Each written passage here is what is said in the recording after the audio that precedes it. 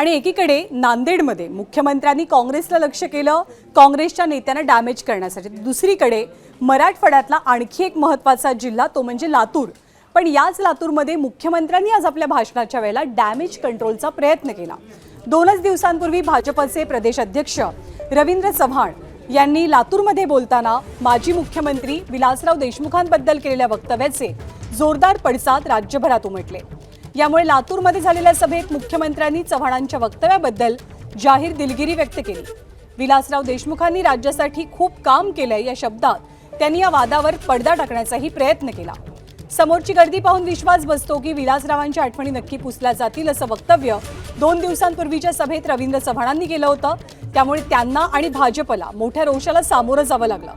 याच वक्तव्याचा निवडणुकीत फटका बसू नये यासाठी मुख्यमंत्र्यांनी परिस्थिती सावरण्याचा केलेला प्रयत्न त्यांच्या सभेमध्ये पाहायला मिळाल्याची चर्चा रंगतेय।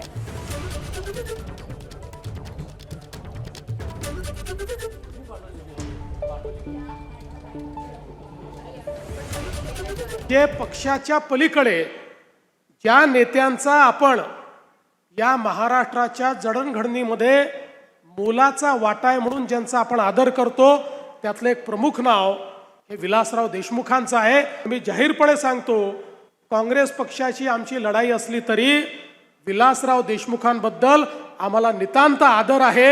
या महाराष्ट्रातलं एक महत्त्वाचं नेतृत्व ते आहे। एबीपी माझा, उघडा डोळे बघा नीट।